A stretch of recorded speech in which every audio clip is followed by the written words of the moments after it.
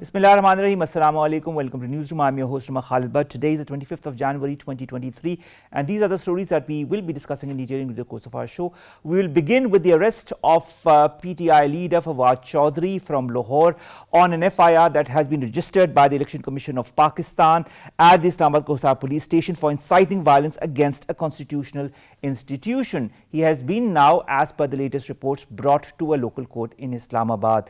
This is going to be our leading story. Then we will be discussing Pakistan's urging of collective and coordinated efforts as far as Afghanistan is concerned. This was said by our Foreign Minister Bilawal Bhutto Zardari Sahab at the ECO 26th meeting of the Council of Foreign Ministers. He said that the world community needs to respond positively and urgently to the demand and the request made by Antonio Guterres for $4.2 billion in humanitarian and economic assistance to Afghanistan. This is going to be our second story. Then we'll be discussing Pakistan's economic outlook, the basis points that have been increased, and the policy rate that also has been increased to 17%, as well as the Pakistan stock index that has showed some kind of buoyancy today. The numbers were high at the end of the day because of certain positive reports as far as Pakistan's deal with the IMF is concerned. Will that outlook continue, or will there be other issues in the future? This is going to be the third story. Then we will be discussing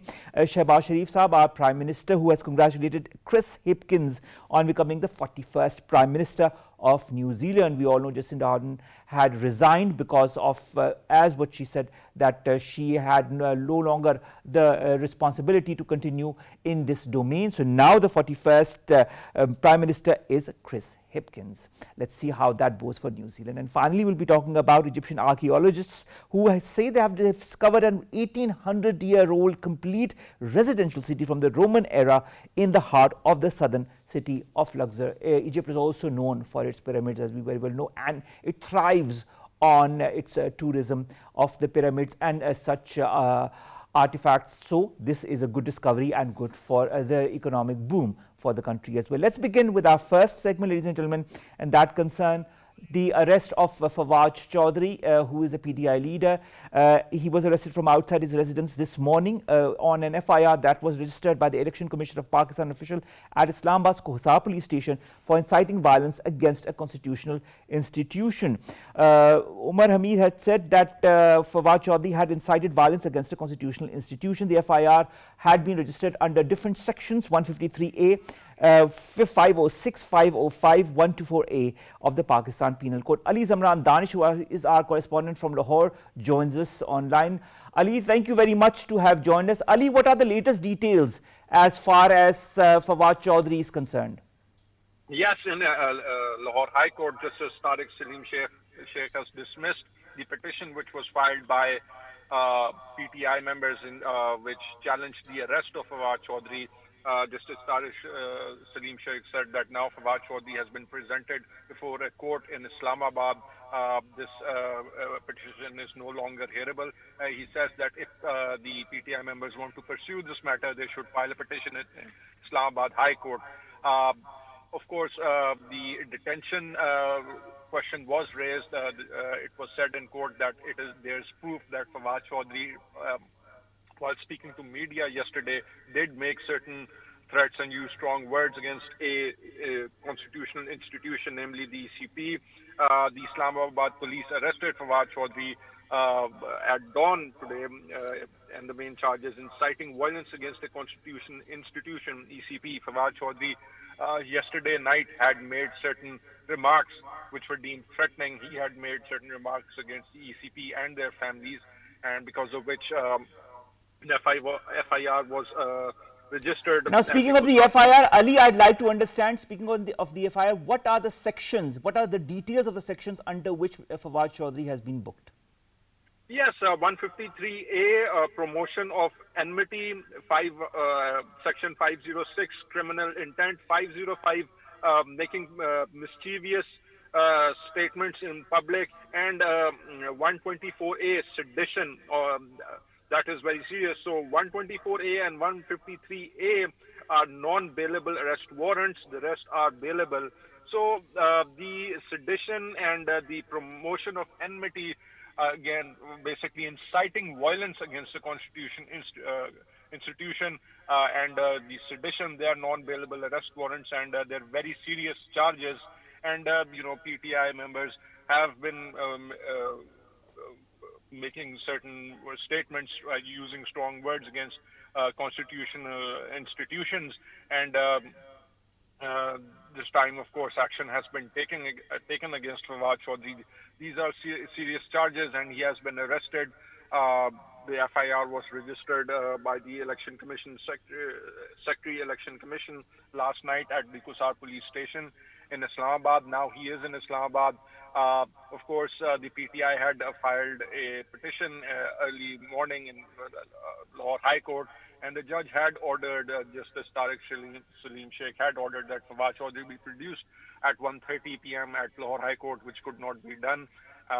Of course, the IG police, the judge had ordered IG Punjab to appear before the court, which he did.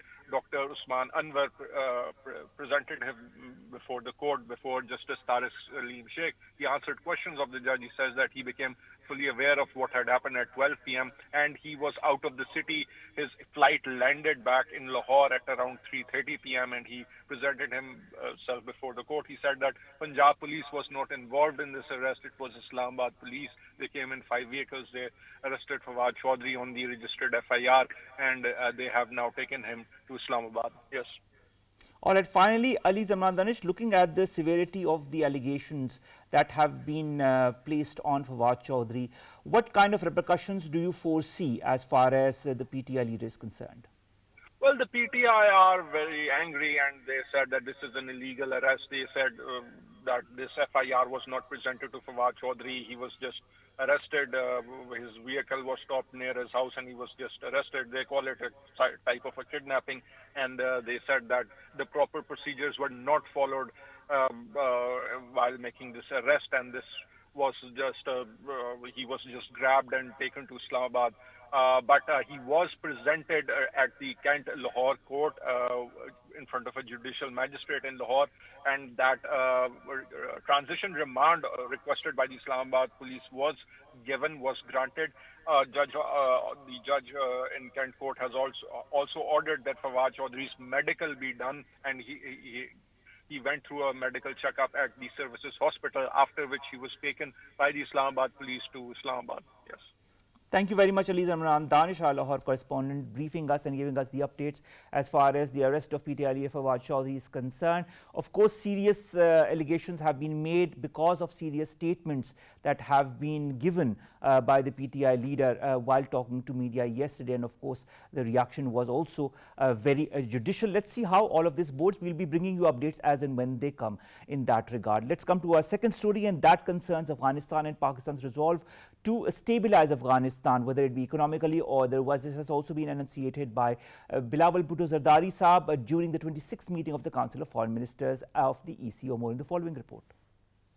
Pakistan has always affirmed its resolve to a peaceful, stable, prosperous and connected Afghanistan for the sake of regional stability. Afghanistan is gripped by new security threats, and deteriorating security situation of the country is jeopardizing regional peace and stability. A string of Daesh attacks on foreigners in Kabul over the past 4 months shows the group's efforts to destabilize the country and sabotage international interests in Afghanistan. Foreign Minister Bilawal Bhutto Zardari has emphasized that Pakistan desires to see peace in Afghanistan, which had suffered for decades due to war and instability. Addressing the 26th ECO Council of Ministers held in Tashkent, Uzbekistan, Foreign Minister cautioned that pushing the interim Afghan government into isolation would further aggravate the suffering of the ordinary Afghans. Pakistan has been urging the international community to respond positively and urgently to the UN Secretary General's appeal for $4.2 billion in humanitarian and economic assistance to Afghanistan. Pakistan believes in peaceful neighborhood and reiterates that it will continue engagement with Afghanistan on different issues for regional peace and stability. The efforts for stabilization in Afghanistan should be reinforced by respect for the rights of all segments of Afghan society and an inclusive political structure.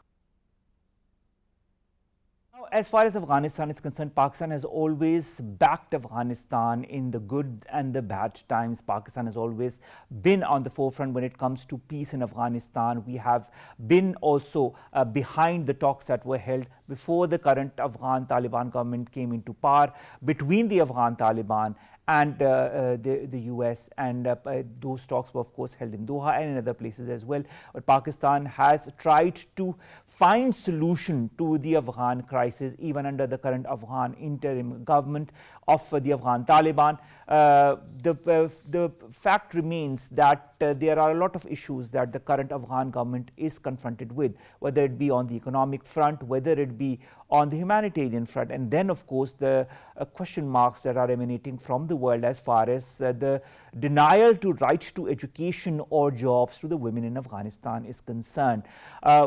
Putting into perspective the point of view of the Afghans, the important point is that we need to take care of the Afghan people also in this time of distress, at the same time looking to solutions that could be beneficial to all parties concerned.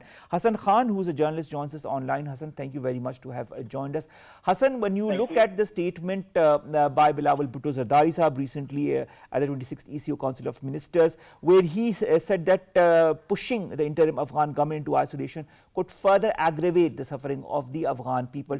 Do you feel this current point that that is for the Afghan people, for the Afghan nation, is a defining point as far as the Afghan government or the Afghan people or Afghanistan as a country is concerned? And why, in your point of view, has Afghanistan been put on the back burner? The foreign minister has rightly pointed out that placing the Afghan interim government in isolation won't do much good, despite the fact that the interim government is taking some kind of steps that may push it towards isolation. But the world must keep working on to collectively provide aid to the Afghan people, because, as you know, there are 28 million Afghans in dire need of basic necessities.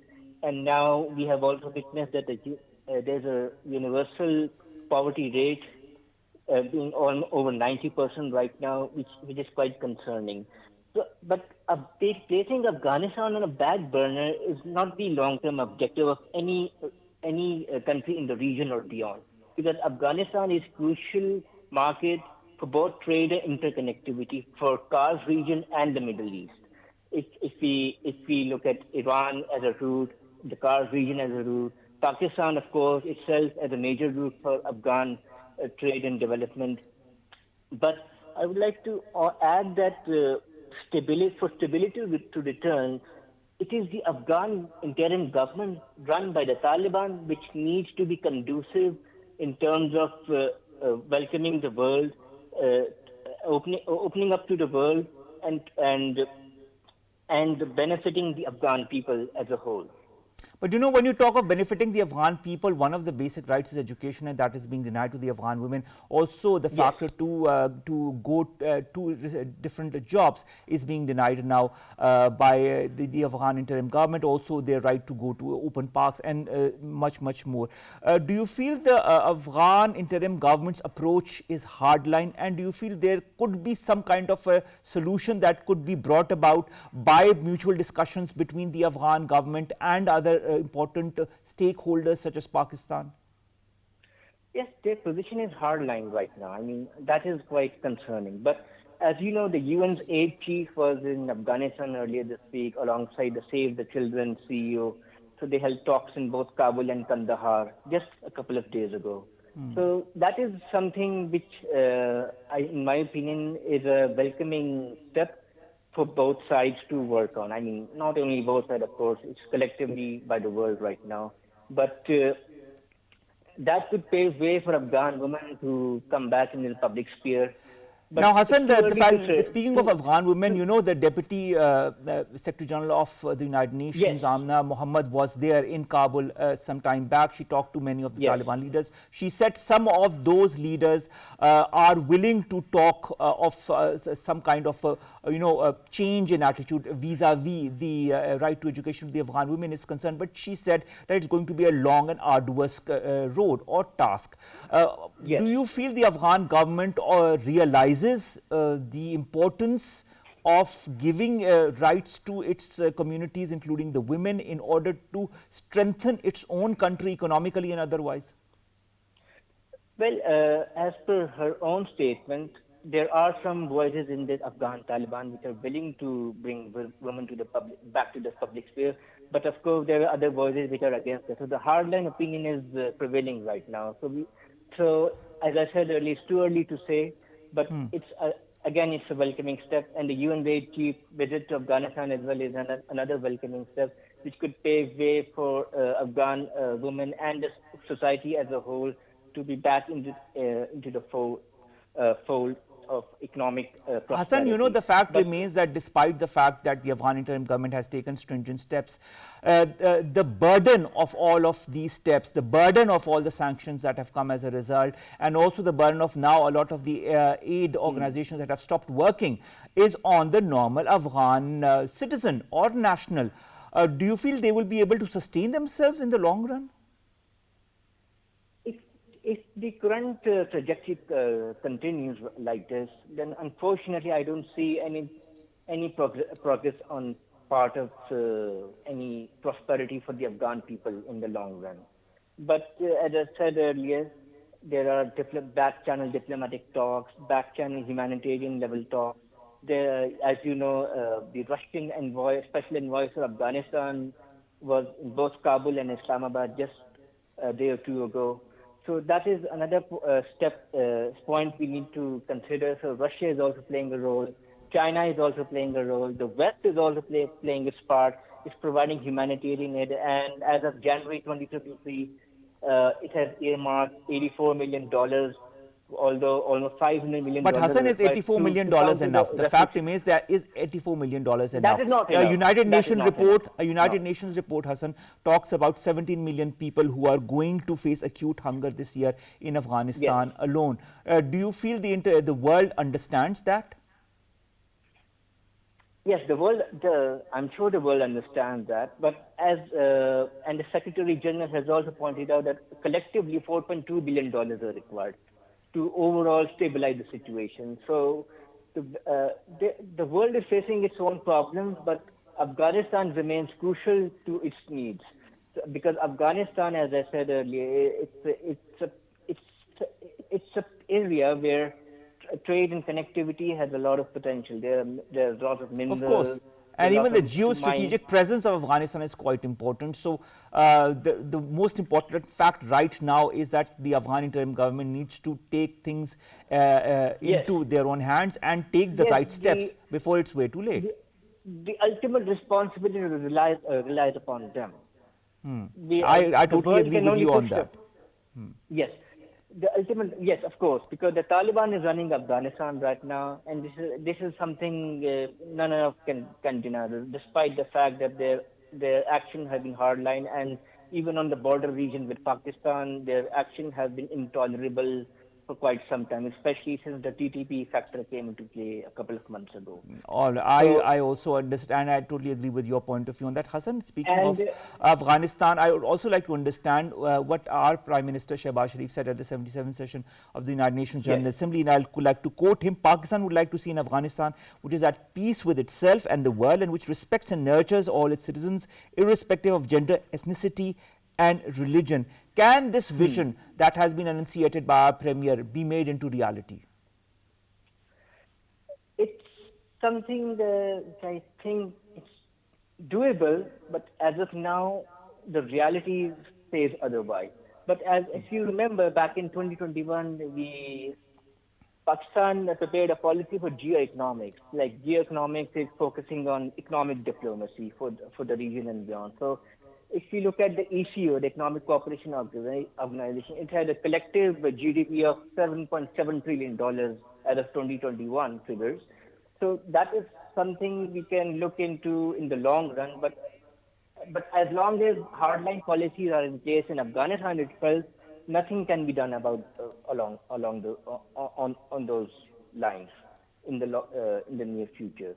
Unless they reduce their hardline policy, we will be stuck in a loop. All right, Hassan, final question to you. We know that Pakistan has witnessed more than 100 attacks launched by Tehreek-e-Taliban Pakistan across the country, killing dozens of people. And of course, mainly they have been coming from Afghanistan. Do you feel engagement with the Afghan Taliban is also crucial for Pakistan to forge an effective counter-terrorism mechanism response for this threat that is emanating from Afghanistan? Of course, engaging with the Afghan Taliban, as the foreign minister also pointed out in terms of his statement, like avoiding to isolate the Afghan government, it's crucial to engage with them, because without engaging them, we may face more catastrophe in the future, just like we witnessed about a decade ago. So this is something we need to work on. And of course, we need to engage with the West as well, especially the United States, which has an effective counter-terrorism strategy of its own. And Pakistan has remained a long-term partner of Washington since the Cold War days. So that is something we also need to look into. And we also need to engage the Russians, the Chinese, the Turkish, the Iranians. Everyone needs to be on board, because Indian collective efforts are the only way through which Kabul can be saved from catastrophe, like Afghan society can come back. Of course, that I understand completely. Thank you very much, Hassan Khan, journalist, who have joined us, who have talked to us about the statement made by Bilawal Bhutto Zardari Sahab concerning Afghanistan and the need to stabilize Afghanistan economically and humanitarianly. But of course, this all depends also on the reaction that the Afghan interim government will make on different question marks that the world has vis-a-vis human rights records in Afghanistan as we speak, especially the right of the women and her right to education. Coming to our third story, ladies and gentlemen, Pakistan's economic outlook. Now, shares at the Pakistan Stock Exchange had risen today in the widespread news that Pakistan and the IMF are going to have some kind of a contract for money to further pour in from the IMF as part of the agreement that has been made between Pakistan and the IMF. At the same time, when it comes to the basis points, they have been increased by 100. Also, the policy rate by 17%. This was announced by the Governor State Bank very recently. How is that going to bode as far as Pakistan's economy is concerned? Should we be optimistic as far as the outlook in 2023 is concerned? More in the following report. Pakistan's economy is facing strong headwinds, and coalition government is working diligently to stabilize economy through discounted energy imports and financial largesse from friendly countries. The multi-dimensional internal and external crises such as political instability, fallout of Ukraine conflict, climate ravages and global economic recession are driving economic meltdown. The country's foreign exchange reserves have dropped rapidly in recent months, shrinking to $4.6 billion. Prime Minister Shehbaz Sharif reiterated that IMF has been given a clear message that the government is ready to sit and negotiate with the fund on its conditionalities to conclude the 9th review. Positive momentum continued at the Pakistan Stock Exchange amid hopes of a revival of the stalled IMF program, as the benchmark KSE 100 index was up over 800 points during trading. The Exchange Companies Association of Pakistan has announced removal of price cap and exchange rate aimed at ensuring the availability of the greenback in the market. State Bank of Pakistan announced that the Monetary Policy Committee had decided to increase the interest rate by 1% to 17% to anchor inflation. The government remains steadfast in improving economic conditions, but propaganda has created fear among the masses, resulting in volatility in the currency and gold markets. Now, to discuss more on the economic outlook for Pakistan in the year 2023, we've been joined by Dr. Khaqan Najeeb. He's a former advisor, Ministry of Finance, and a regular guest when it comes to economy and questions regarding that domain. Dr. Saab, thank you very much to have joined us. Dr. Saab, let's begin with the exchange rate cap being removed and the US dollar trading at 243 rupees. How is that going to impact the dollar-rupee parity? Omar, thank you for having me.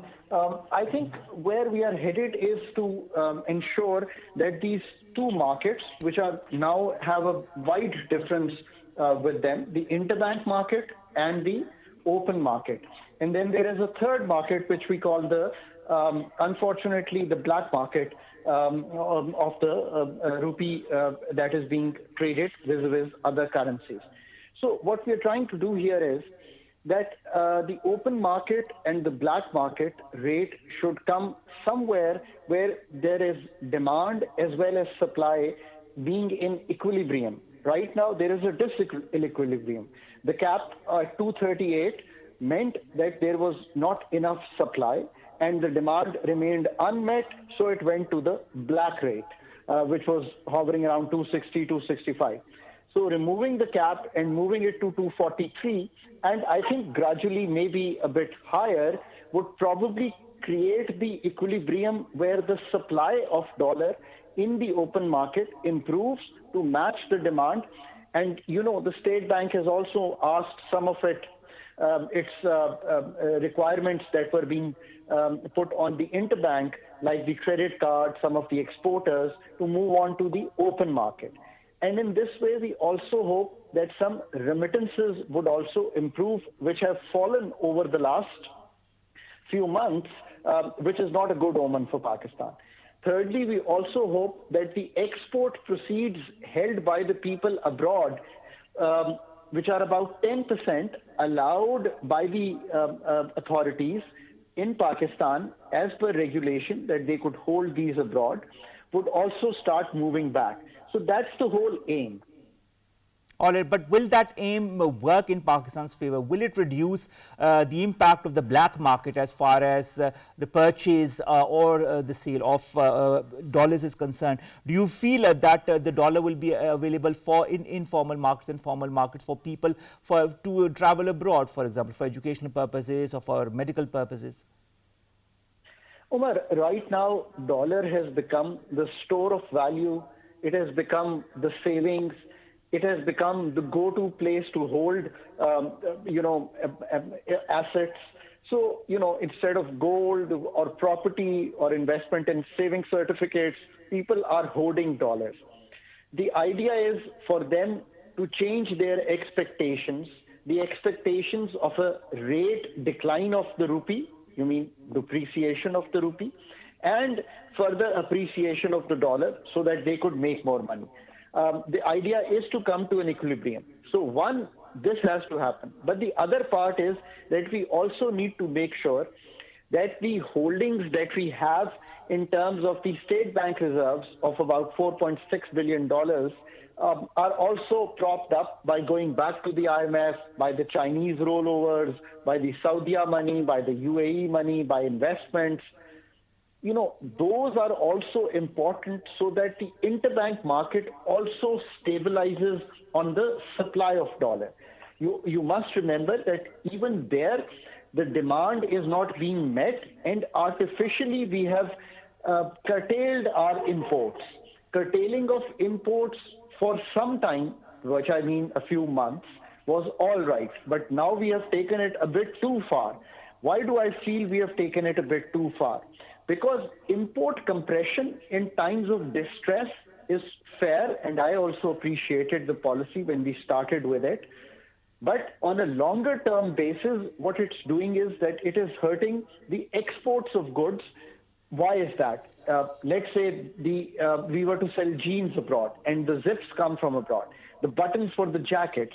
And now more so there is a constraint on the cotton that has to come because of our floods. Our cotton import this time is much higher. So, these are the areas that are now getting hurt. For that to happen, I've always maintained on your program that IMF program is a must to improve the dollar liquidity crunch in which the official side of the affairs is getting disturbed. All right. So now, Dr. Khaqan, I'd like to also understand, you talk of the IMF and how it's important for Pakistan's economic future. Now, the ninth tranche of ninth review of the 7 billion IMF program is very important, and of course, there is the completion that is on the that is about to happen. Our Premier Shehbaz Sharif says that the IMF has been informed of the willingness of the Pakistani government to conclude the loan programs. Do you feel this willingness is going to prove to be beneficial as far as the relationship between the IMF and Pakistan is concerned? What are the measures that need to be taken in your point of view as far as further, enhancing the IMF tranches is concerned, or building a more solid relationship with the IMF is concerned?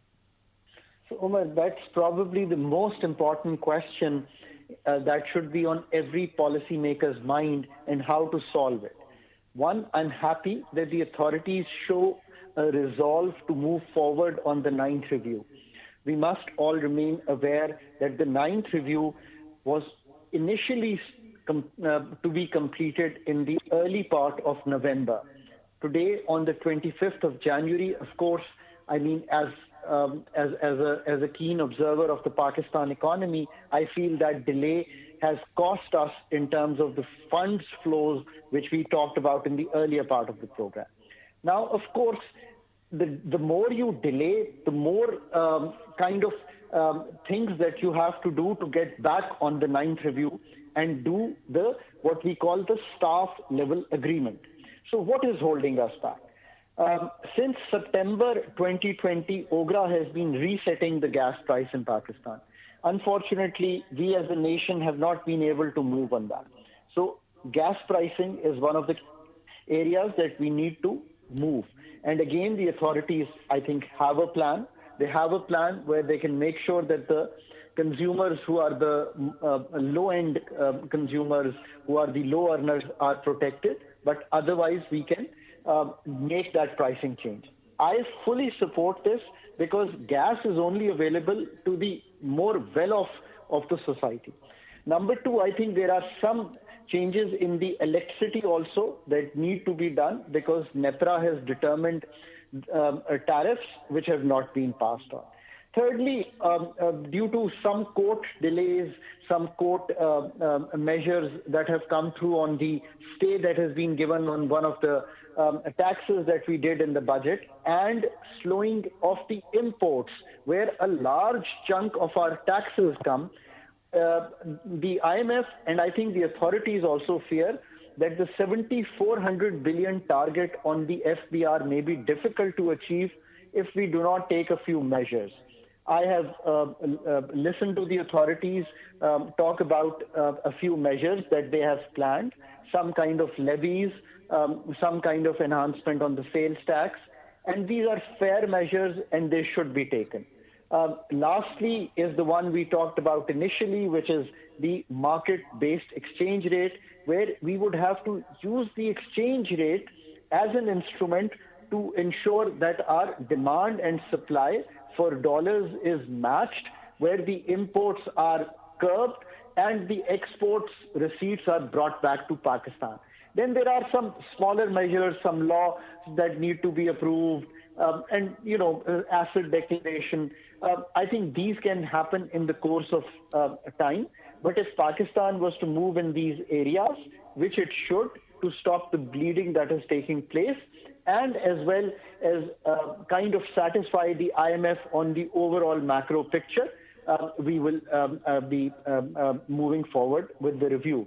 And here, one thing, Omar, you remember is that, the flood has, of course, changed the course of business in Pakistan. Our growth rate now is likely to, stay close to anywhere between 0 to 2%. Agriculture is hurt, large-scale manufacturing is slowing, monetary tightening has happened. So it's a difficult picture for the country overall. All right, Dr. Khaqan, I also like to understand the policy rate that has been increased by 1%. Is it a normal methodology that is taken under the current circumstances? Will it have some kind of an effect on Pakistan's economy? So, Omar, globally, let's look at what's happening. We had COVID, and then we had fiscal stimuli, and we had credit stimuli. Monetary rates went to almost zero globally, and we saw the economies open up and inflation take center stage. And now we have seen that we are talking of a Fed funds rate in the US to go near 5%. We've seen UK hike, we've seen Australia hike. Why am I talking only about the developed world? Because there the inflation is a well-contained phenomena. So, of course, in the emerging markets, the same thing has happened. Pakistan, I think, unfortunately, made an error of judgment when we did the concessional funding of 1% on what we call the turf loans, and that, along with the supply chain constraints, created a demand in the country and of imported goods especially. So the economy now is being actually slowed to contain not only the local demand, but the demand on the imports as well. And that is what we call monetary tightening. Easy to understand. If you were to get a car, and let's say the car was $1 million, and on that $1 million, the rate was 8%, so you would have to pay 80,000 roughly in terms of your interest. Now, if the rate is 17%, so it's 170,000 rupees that you have to pay annually, you would think twice and maybe defer that buying of another car. When you defer buying of that other car, the demand goes down, so the supply remains where it is. They don't prop up the supply. They don't import the CKD kit, which makes the car. So you will see that the demand side is handled, the imports are handled. The idea of hiking the interest rate, which I support, is to curb both the demand, handle our imports via this mechanism, and also prop up the rupee. Why do I say that? Let's say that I was buying dollars till yesterday to have it as a store of value. But today I feel, no, the interest rate on the rupee has become better, and maybe savings in the next 1 year of 17% in the rupee will fetch me better value rather than buying of the dollars. So there is a multi-pronged approach. And always remember, demand and supply both cause inflation.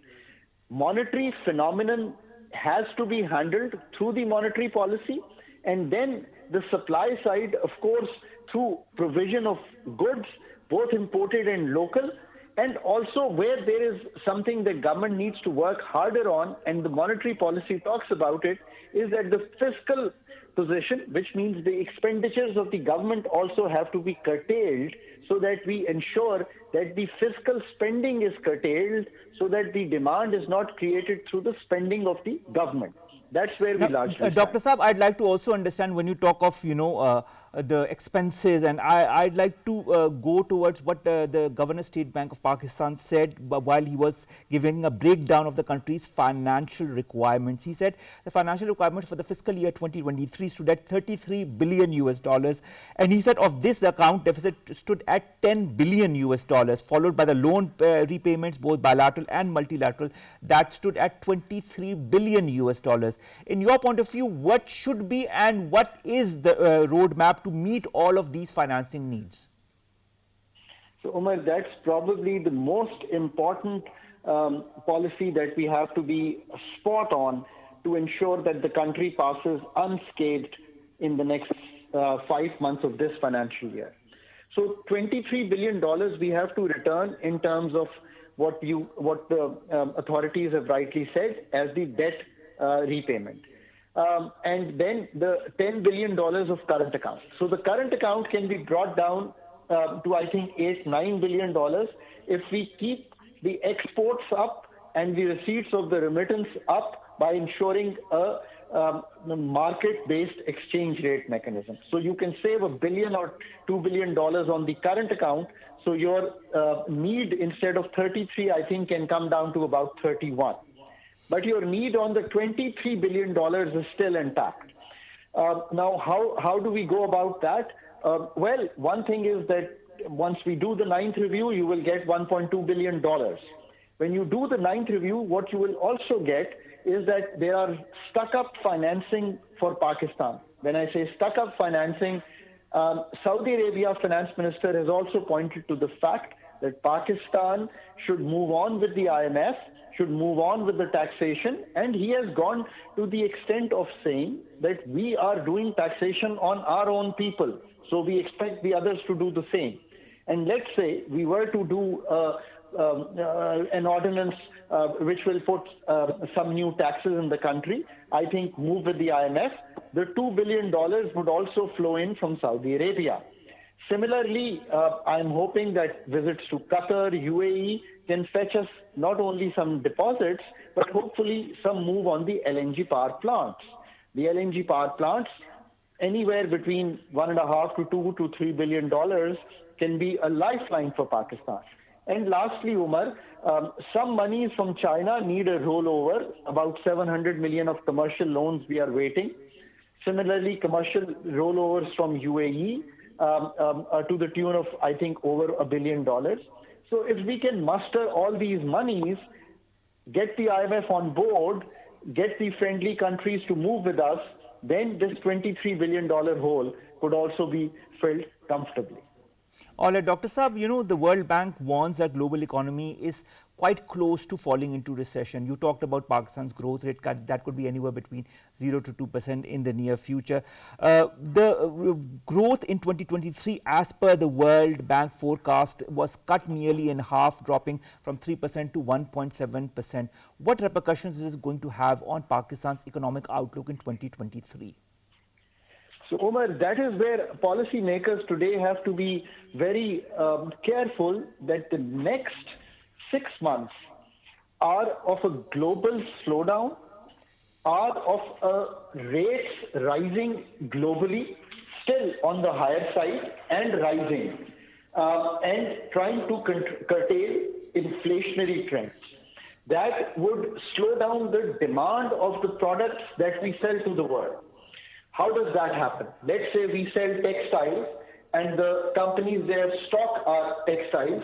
The stocking rate would go down because their capacity to borrow will be less, because money from the banks will be less and is much more expensive. So the orders on the textile, and I've already heard that the same has been happening in all emerging markets currently, where the orders for their textiles, garments, and other goods have substantively fallen. Even that's happening in the other manufactured goods. So that is the main repercussion of the slowing of the next 6 to 8 months in the developed world. Having understood that, one has to be careful on how we manage our economy, because our export receipts that we have thought to be about $35–36 billion may not happen, and there would be a further pressure on the foreign exchange reserves. So maybe new avenues to export and things like that would have to be catered for if we have to remain within the initial target of $35–36 billion of export this year.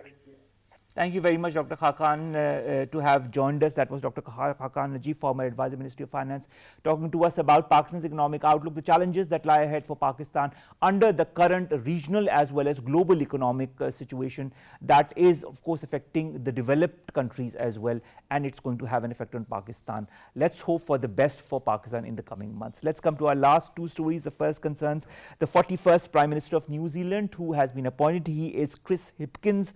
Our Premier Shehbaz Sharif Sahab also congratulated him in a tweet. The Prime Minister of Pakistan said he looks forward to working with him to strengthen and expand relations between the two friendly countries. He also extended best wishes to the new Premier. We all remember Jacinda Ardern for her hard work as the previous Prime Minister of New Zealand, and we wish her also all the very best. And our last story, ladies and gentlemen, comes all the way from Egypt. Egyptian archaeologists have said that they have discovered an 1800-year-old complete residential city from the Roman era in the heart of the southern city of Luxor. Now that's very important because from an archaeologist's point of view, a historical point of view, it's important because we learn different cultures and traditions of that era. Secondly, because Egypt is also the place of the pyramids, is also the place of the pharaohs, it's also the place where tourism thrives because of these historical remains. And so the discovery of a new city in Luxor goes a way forward, whether it be for further understanding how the past of Egypt was and how Luxor used to be 1800 years ago,